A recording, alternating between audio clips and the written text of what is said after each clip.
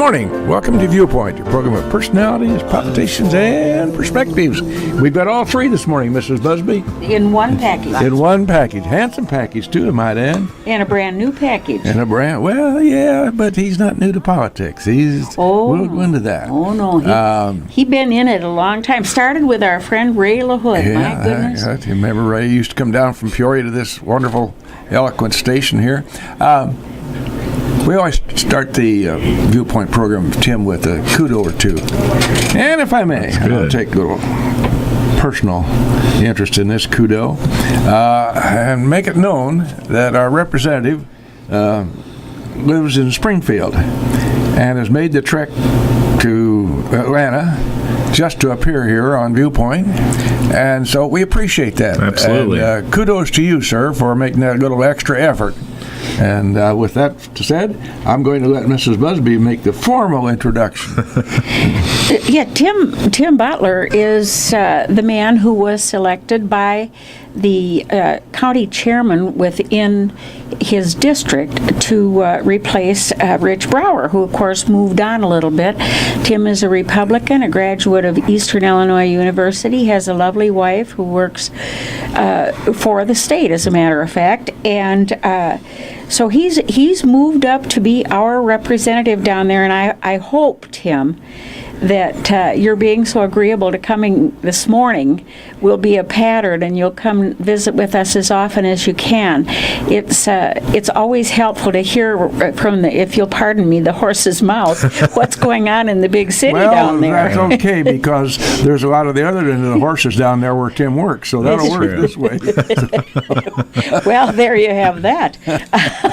There's that to be said. Let's start by telling us a little bit about who Tim Butler is, and then move right on into what are some of your special interests, some of the things you hope to work on in your term. Sure. Well, first of all, thank you for the opportunity for coming up. I'm more than happy to make the quick trek up here to beautiful Atlanta to be on this program.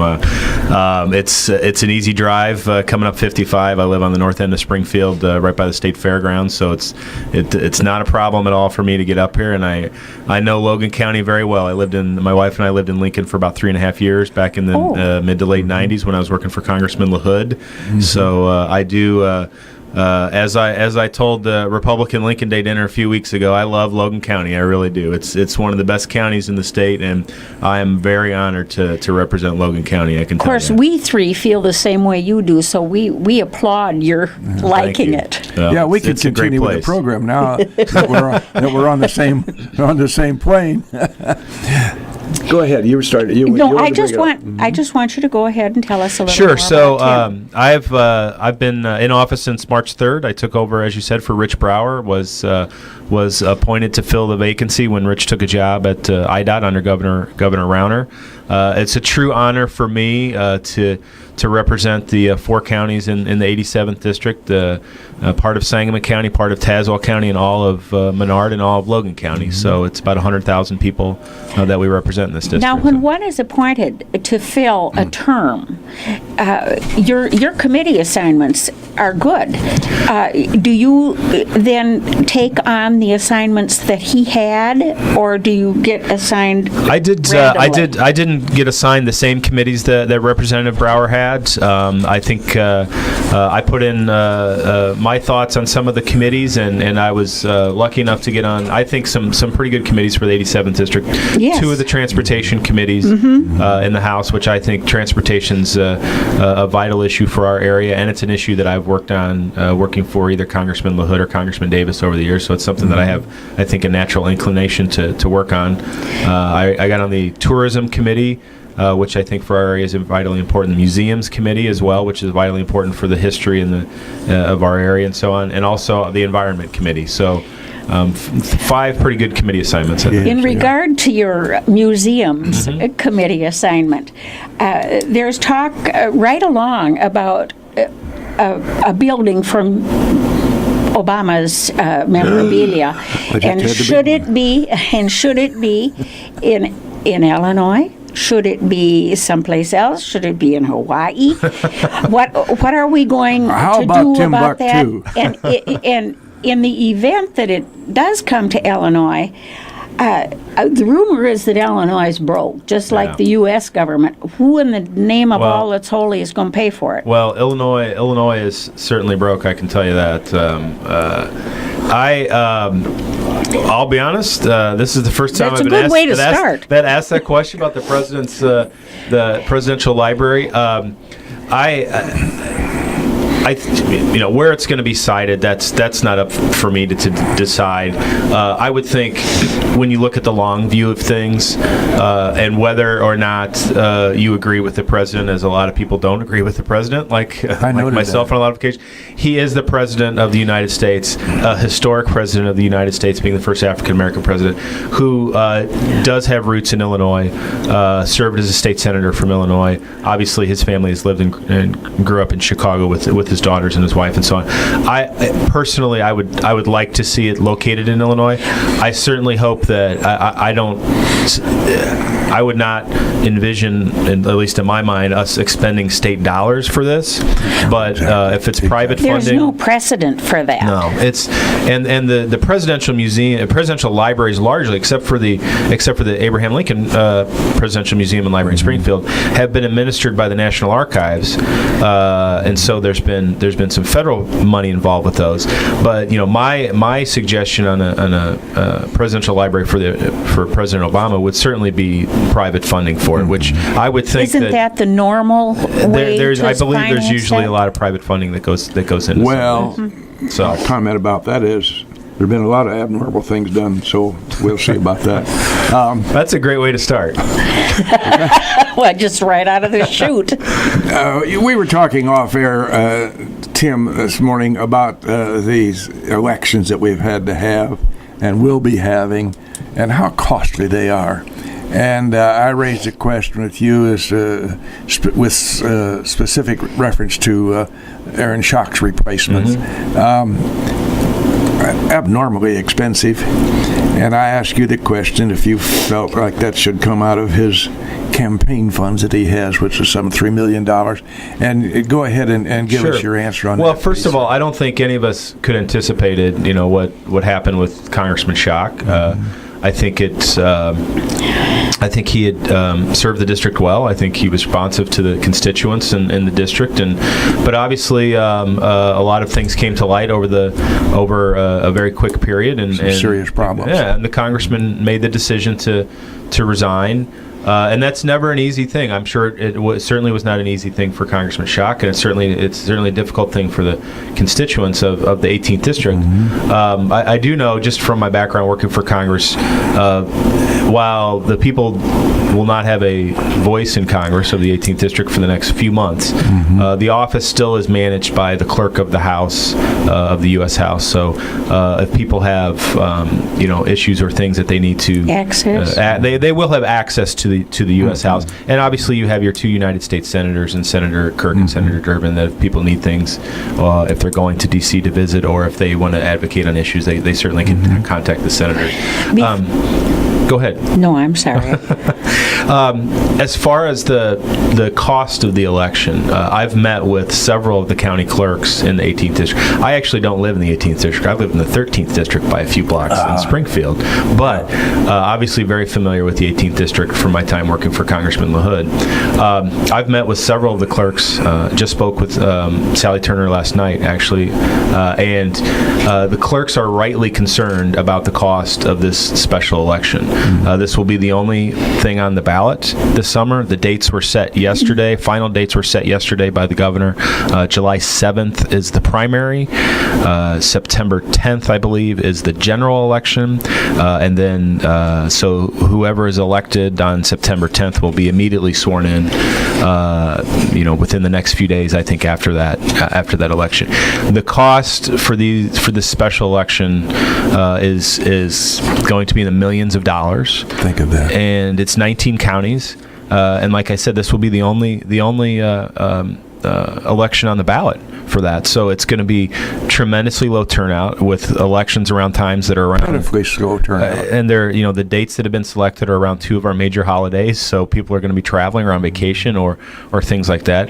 It's going to be difficult to find election judges. It's going to be difficult for these campaigns, whoever ends up running, to find volunteers. And so I know, I think Marshall County, and now I heard this morning Morgan County as well, are possibly passing, the county boards are passing resolutions to relay on to Congressman Schock that they would like to have part of his campaign fund pay for the special election. I don't know if that's a possibility or not. I don't know if it's legal. I don't know if, with the investigation going on by the federal government, if the feds have thoughts on his campaign fund and maybe seizing it or anything like that. So I think we have to wait and see how that goes. But if there are avenues that these county clerks can help, these are unbudgeted expenses that they're going to incur over the next few months. Doesn't the campaign war chest that any candidate has belong to him traditionally? Well, there are a lot of laws that govern what can be done with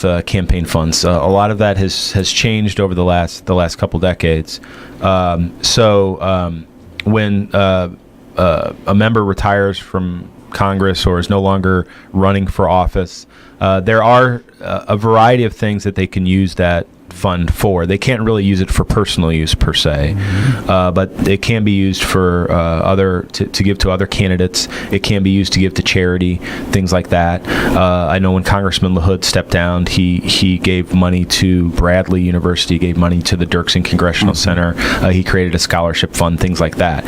So I think the clerks for these 19 counties are right to explore this possibility. If money can be given from Congressman Schock's campaign fund to help with this election, it certainly would help the counties, who are, like I said, going to incur multi-million-dollar expenses in this. I asked you a little bit ago what would be any special interests you might have and hope to do something about in your terms. I think back to my committee assignments, I really like the fact that I got on the transportation committees. I think those are transportation's a vitally important issue to this area, especially with the interstate system that we have.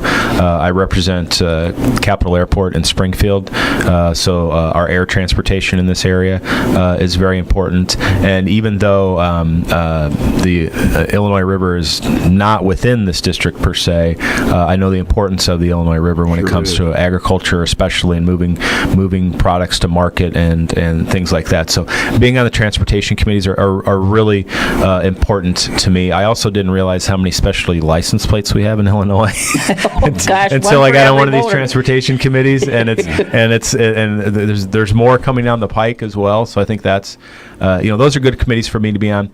I think the Tourism and Museums Committee, personally, for me, really are a good fit. For someone who lives in Abraham Lincoln's hometown and the history of the area that we have, I think it's important to the Tourism Committee really is an important committee to advocate for our area, whether it's Abraham Lincoln, whether it's Route 66, whether it's a lot of the other history that we have throughout our area. That's a great committee assignment for me personally, I have to say. We're all, not we, you are all playing in the same sandbox down in Springfield. How do you feel about the business of everybody looking at every piece of legislation that they're called upon to address for its merit, rather than, that was introduced by the other party, we can't back that? Is that ever going to happen? Is there any way we can be adult enough to look at things for what they're worth? I think what the general public doesn't see on a daily basis, because I think elected officials sometimes like being in front of the TV cameras too much and pontificating instead of actually seeing what goes on behind the scenes. I actually think there's a fair amount of bipartisanship and working together that people don't see. I come from I was brought up politically by people who worked across the aisle to get things done, and I think that's the way you have to do it. In Springfield, where we have split government, where we have super majorities in both the House and the Senate that are controlled by Democrats, and now we have the governor's mansion controlled by a Republican.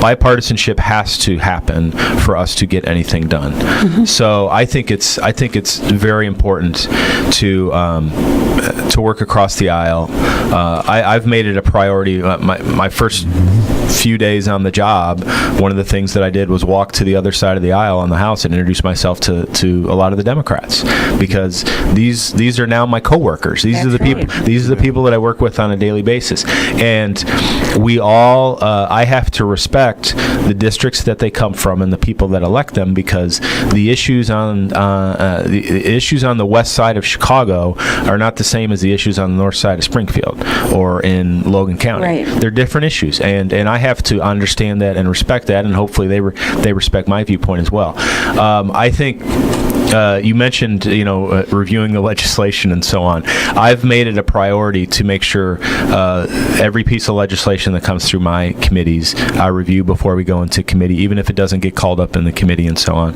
to read it and understand it and find out what it's all about. I actually find state legislation to be easier to understand than federal legislation, to be honest with you, after working in both. But it is a different process. A lot of things come up on the floor of the House quickly, and you need to make determinations based off of how you interpret a piece of legislation and how people argue a piece of legislation, and who the supporters and opponents are. Well, that helps me make up my mind on pieces of legislation. Judy and Jim, on the political arena down there in Springfield, we have two newcomers, so to speak, and there are others, but specifically our new representative.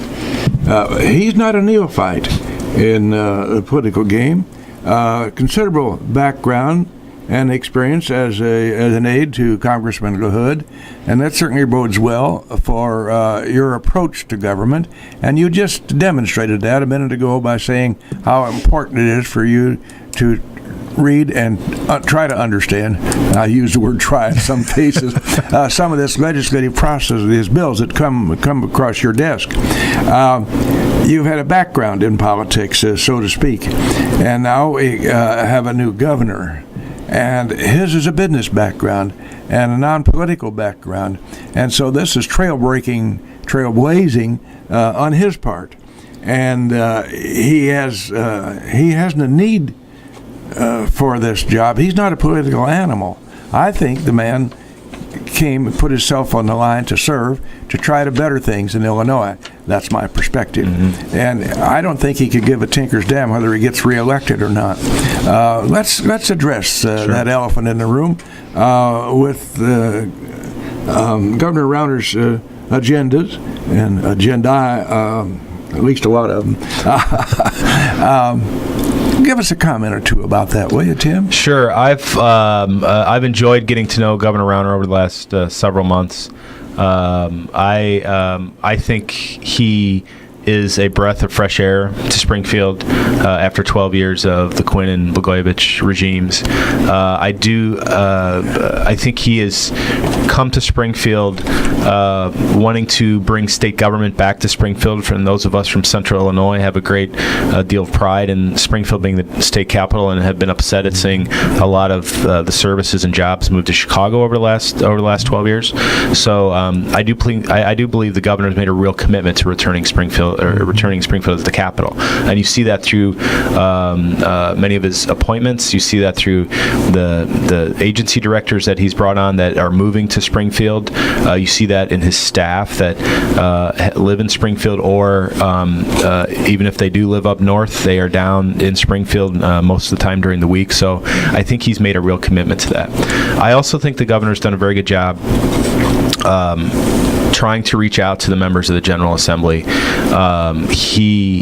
I was honored, lucky enough to have dinner with the governor about 3 weeks ago at the mansion, and he's been doing this to a lot with many small groups, members of the General Assembly. There was 8 of us from downstate Illinois that he sat down for dinner.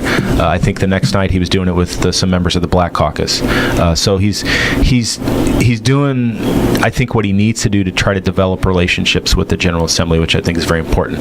That being said, he does come from a non-political background, so I think the process to him has been a bit frustrating. I think there's a feeling out time from the people in the General Assembly figuring out who the governor is and how he operates, and vice versa, the governor figuring out how the General Assembly operates and who the members are and what their priorities are and things like that. So it's certainly these first few months here, I think everyone is getting to know each other. As I said, I'm lucky enough to have a relationship with the governor. I've met him obviously during the campaign.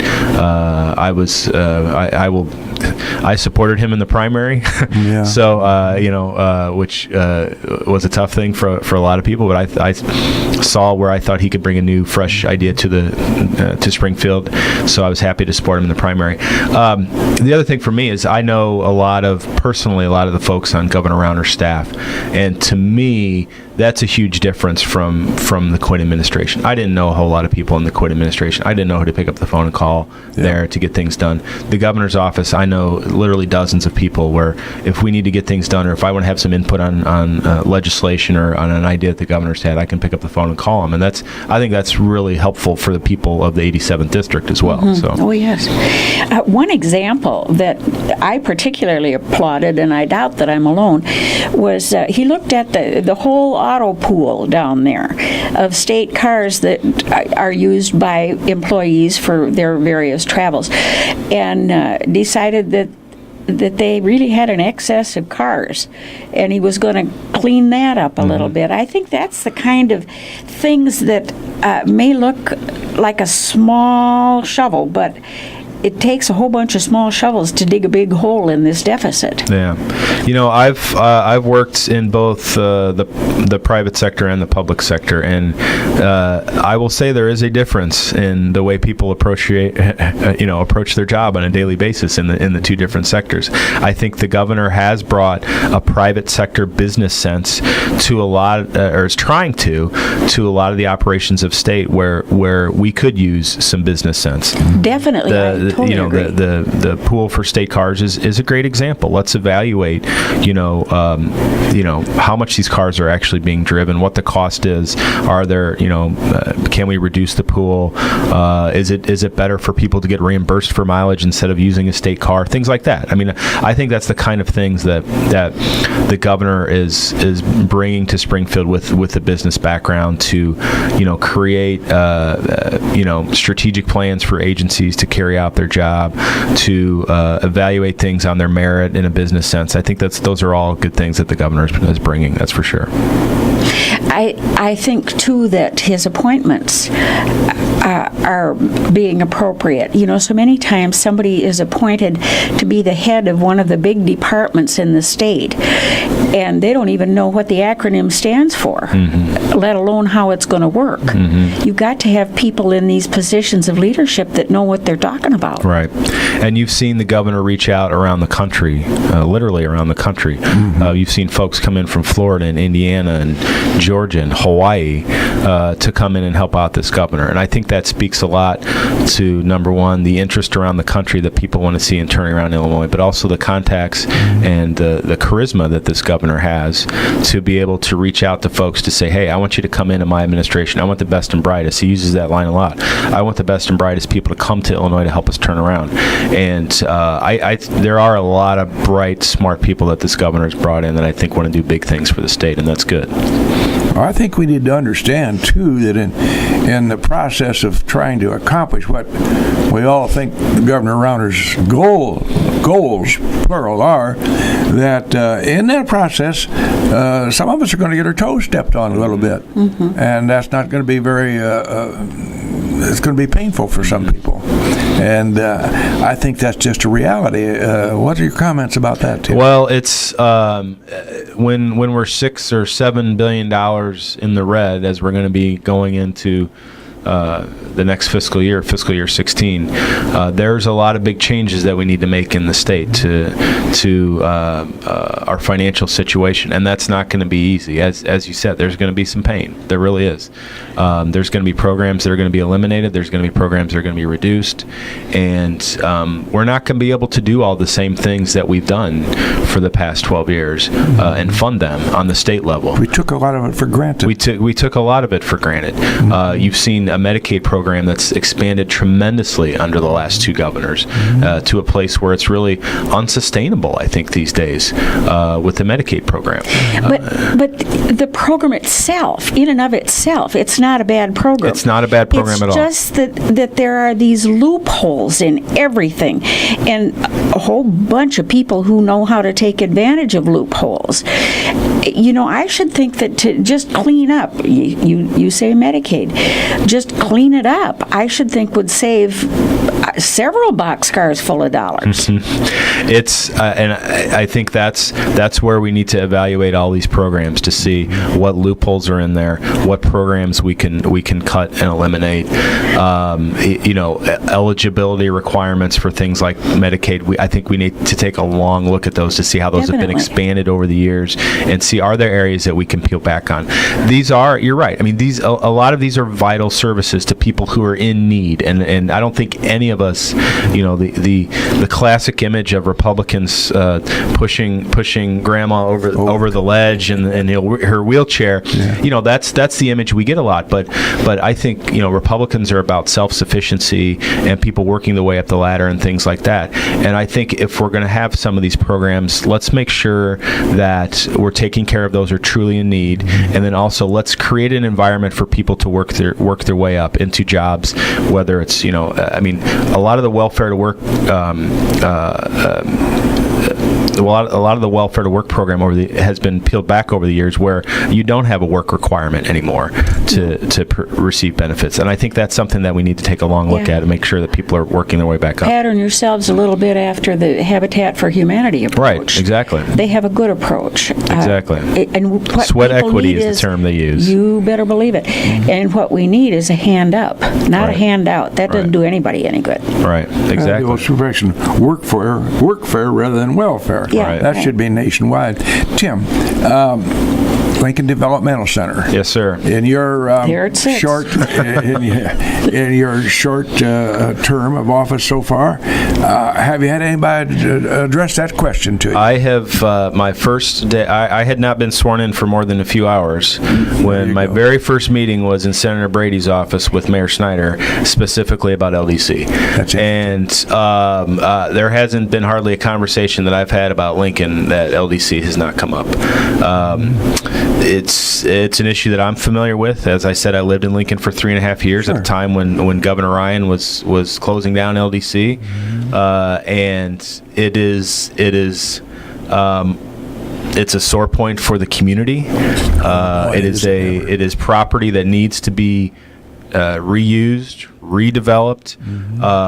I can't sit here today and tell you what the answer is. I will tell you that it is something that I'm working on. I'm working with other members of the General Assembly who have similar facilities in their districts. The old Joliet Prison, Jacksonville Developmental Center, other areas around the state where other districts have the same issue. We need to. A lot of times these vacant facilities are in various under the control of various state agencies. We'd like to consolidate that possibly under Central Management Services, where they could be the agency that would allow someone to, if a private developer wants to come in, how can we convey the land to a private developer to develop that? Is there another agency that wants to come in and do something, things like that? We need to find something, we need to find the right avenue for LDC to make sure that property gets reused. It's a glaring example of waste. It really is. It really is. Right in your eye. It does. And it's been Well, it's certainly not out of sight. It's certainly been out of mind as far as the general politicians are concerned. Somebody has to be thinking. Well, I think the community. I think the urgency is there in the community. I think the community. If we could have a community champion that wakes up every day and trying to figure out what we're doing with LDC, I think is very important. Whether that's whoever the new mayor is going to be, or some of the economic development groups in Logan County and things like that. But LDC is a big issue for me, and I mean, sure. My promise is I will work with whoever wants to work with me to see if we can't get something done to redevelop LDC. That's for sure. We've appreciated Representative Butler's appearance here this morning. We're going to excuse him a little early. He's made this special trip down here just to have this visit with us this morning, but he has business in Springfield, legislative business, and so we're going to excuse him without further ado, except to say we appreciate very much. Thank you for the opportunity. This has been a lot of fun. Anytime, I'm happy to do it. We'll do this again as your schedule allows, because there's always something new on the horizon somewhere that we can visit with your constituents about, and perhaps they'll when I ask you some questions. Absolutely. Tim Butler, thank you very much. Thank you very much. And now we'll switch to commercials. Yeah, right back live in the studio here. The program has been Viewpoint. 648-5510. Our congressman's gone, so it's too late to call now, folks. Yeah. You missed your bet. Well, they could still call and tell us what they think. That's right. They certainly can. Judy, we tried to let Tim Butler get away so he could get some appointments down there in Springfield, but I came across a political statement. Okay. Politics are all too often think about not the next election. Statesmen think about the next generation. Ponder that for a second. It doesn't take a lot of ponderation on that, really. No, I mean, it's pretty obvious. Pretty obvious. Well, we have a sad situation in this congressional district in that we've had a resignation, and I think pretty much that Darren LaHood is going to be the heir apparent to that job, replacing Aaron Schock. You have any comments about that? I'm sad. I don't know how this kind of thing happens.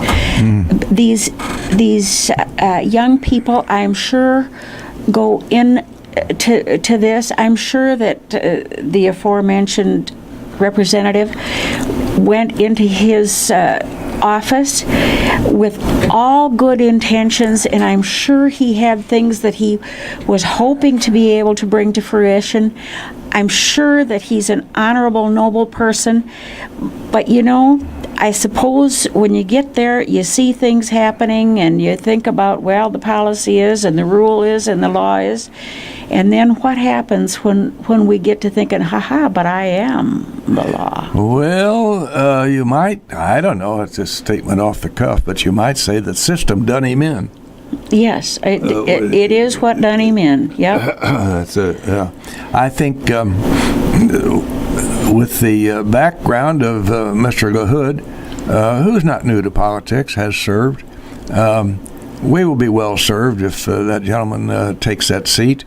Lord knows he has enough advice with the background of his father, who was always very gracious to come here and spend some time with us. And I always thought that was very nice, Judith, because he made a trip from Peoria over here and then turned around and came back. So it worked out very well. We had that relationship down through the years. I'm not going to get over forgiving him that we haven't got 5th Street Road fixed yet. Well, you just have to live long enough, and these things come to fruition. I don't think I'm going to do that. I'm pretty certain that I'm not going to live long enough to see 5th Street Road fixed, but maybe down the road. Tim, being not new to politics, but new to the position as representative, has got a lot on his plate to work with. There's going to be a lot of digestive systems going on there. As number one, it's learning to work with the opposition, because Lord knows the opposition is pretty prevalent down there. Well, but he said that his first act was to introduce himself because they are all in the same sandbox. You know, they have to learn to play together. And he made the first gesture, and more power to him. Well, that shows that he went in there with some legislative acumen by making himself known to the opposition, so that they can sit down and maybe have a cup of coffee or maybe something a little stronger, as they might do once in a while, to discuss legislative issues. So I think it bodes well for us to have the young man as our representative down there. The process is onerous at best. It's a time-worn process. The business of politician and getting along with one another and trading back and forth, that's a time-honored tradition. The problem is that when one party gets in for too long, they become entrenched and become a little bit difficult to deal with. You know, you bring that up. That was one of the things that you had mentioned before we came in here, is I wonder what his take is on term limits. And that is a big topic. It is a big topic. Maybe it would be helpful. Then on the other hand, you know, it's its own worst enemy in that if you get somebody in there who is really valid, I don't care whether it's in the legislature or on a board for something here locally, and you have a term limit, you lose that person just as well as having lost somebody that maybe you didn't miss so much. Yeah, some of the bigger fish get thrown out with the bathwater, so to speak. I convoluted that statement somewhat, but anyway, continuity is an absolute necessity in any deliberative body, whether you're on a board for the hospital or central school or District 27 instead of Central. Yeah. Well, we think Central because all our kids went there. Yeah, right. You do have to have continuity. But I do think, and I firmly believe, that it's wrong to have these guys sitting out there, these fat cats in Washington, 25 years, 30 years, 36 years. They get so entrenched, they get imbued with a sense of self-importance, and they're more important, and their thoughts are more important than the process. And so I firmly believe that how you would establish term limits so that you could keep continuity is somewhat complicated, but it can be done. But not totally, because no, you I have think a it can be done. basis. Yeah, but if you have a rotation, so that you've always got somebody with some experience in the House or in the Senate, but some of these folks, but if term limits are good enough for the president, maybe they're good enough for the rest. I would think. Although I kind of think maybe I know somebody that might go on a third term, but thank goodness that can't happen. Oh, did I say that? Not so much. Well, by the way, if anybody has any suggestions that Judith and I might invite to be a guest, we would welcome them. Just let Mr. Ash know here at WLCN. 648-5510 would be an easy number. So I have nothing further of any importance to add. Not that I ever did have anything important to add, but well, we're not here to be important. We're here to be vehicles for the guest. Yes, I hope so. I think that's what my contract said, didn't it, Jim? I think so. Did you sign a contract? Oh, well, I was just funning Jim. Well, we will close, since we had a political guest this morning, with this quotation. Nations are born in the hearts of poets.